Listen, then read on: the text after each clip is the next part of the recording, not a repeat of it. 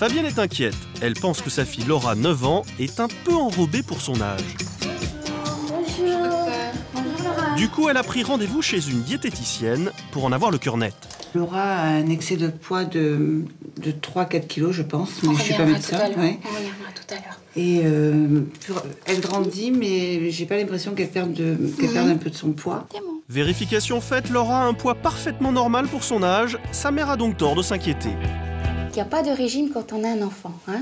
Elle va croître, hein. Ça, tu vas encore grandir, donc elle va s'affiner au fur et à mesure. En clair, pour que tout se passe bien, Fabienne n'aura qu'à surveiller que sa fille mange équilibré.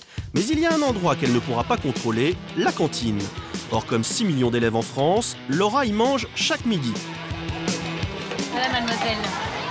Bon appétit. Ici, loin du regard de sa mère, Laura mange-t-elle correctement? Apparemment, la petite fille semble contente, même si le menu du jour propose du poisson et des épinards, un plat dont les enfants ne sont a priori pas trop fans. C'est quoi ça? C'est une serve.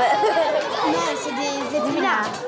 Poisson, légumes et fruits, aujourd'hui le repas de Laura est bien équilibré et en plus les enfants l'apprécient. Pourtant, dans cette cantine, regardez comment les cuisinières préparent les repas. Ça ne ressemble pas franchement à de la grande cuisine. On perce les barquettes, on les met au four pendant 40 minutes. En fait, ces barquettes sont cuisinées la veille dans cette immense cuisine centrale qui gère les repas de toutes les écoles niçoises, soit 22 000 couverts par jour. Et ne vous fiez pas aux apparences, ce n'est pas parce que les repas sont préparés en très grande quantité qu'ils sont forcément plus mauvais. On va faire 2500 litres de sauce tomate. Mais elles vont être faites par petites quantités et ces petites quantités vont être traitées comme une sauce tomate traditionnelle comme on pourrait faire à la maison. Effectivement, les ingrédients utilisés sont les mêmes qu'à la maison, sauf qu'ici les casseroles font 200 litres et les raviolis par exemple cuisent par paquet de 40 kilos. Et malgré cette préparation industrielle, tous les produits sont systématiquement goûtés.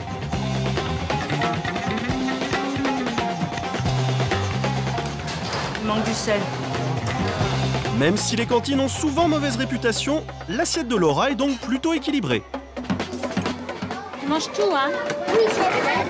Mais si Laura mange bien, c'est aussi parce que sa cantine respecte les recommandations de cette circulaire de l'État. Protéines, calcium ou fer, tout y est indiqué au gramme près. Mais attention, cette circulaire n'est pas obligatoire. Et comme l'a constaté cette diététicienne, les écoles qui ne jouent pas le jeu sont encore beaucoup trop nombreuses.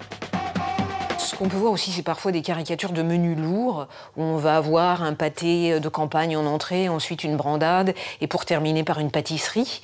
Donc là, c'est vrai que c'est caricatural, mais on le voit. Concrètement, voici un exemple de menu sain et équilibré. Donc un repas à 5 composantes. L'entrée, une assiette de crudité. Ensuite, le deuxième plat, et donc ça c'est le plat important, donc c'est une pièce de bœuf. Cette viande noble est accompagnée d'une purée de légumes. Ensuite, la portion de fromage. Ensuite, on sert un dessert. Il s'agit d'une semoule au lait. Cette semoule au lait, elle fait environ 100 grammes. Alors si vous voulez évaluer vous-même ce que mange votre enfant dans sa cantine, écoutez bien les conseils de notre spécialiste. Vous regardez un mois de menu et vous repérez sur les 20 jours de menu, par exemple, est-ce qu'il y a bien 10 crudités. Ensuite, on va repérer est-ce qu'il y a bien une fois par semaine, au moins, une viande noble, non hachée. Et une fois par semaine aussi un service de poisson. Et quand on dit poisson, c'est pas des beignets, c'est pas des panés, c'est pas des brandades, c'est vraiment le poisson, le filet de poisson cuisiné. Et les recommandations de la circulaire ne se limitent pas à l'équilibre des repas. Elle conseille aussi de surveiller que les enfants goûtent bien de tout. Et c'est exactement ce qui se passe dans l'école de Laura. Je peux y aller? Le fromage, non? J'en veux pas. J'aime pas. Oh, vas-y. Et toi? Poisson, un petit peu. Moins la moitié. On leur demande de goûter déjà, de manger au moins la moitié. Ça fonctionne. Bon, après, c'est vrai, c'est pas forcément... ils n'aiment pas trop les légumes, on va dire. Mais bon, on les force quand même à goûter. Respecter les recommandations gouvernementales, c'est bien. Mais vous allez voir qu'il est possible de faire beaucoup mieux. Dans ce lycée de Salon de Provence, par exemple, Dominique et son équipe ne préparent que des repas maison pour 700 élèves par jour. Là, on fait 400 couverts avec ça et on va faire 300 couverts avec le poisson, à peu près. Ici, tous les produits sont frais, achetés en gros chez le maraîcher et systématiquement préparés à la main. Ail, courgettes, carottes ou même artichauts, on épluche tout à l'ancienne. Et le plus étonnant, c'est que le repas ne coûte pas plus cher pour autant.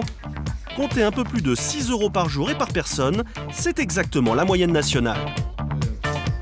Si je prenais des artichauts déjà préparés en congelé, je paierais le prix de l'artichaut, le prix du travail qu'il a fallu mettre en œuvre pour faire les fonds d'artichaut, puis l'argent du stockage, et puis le représentant qui passe, etc.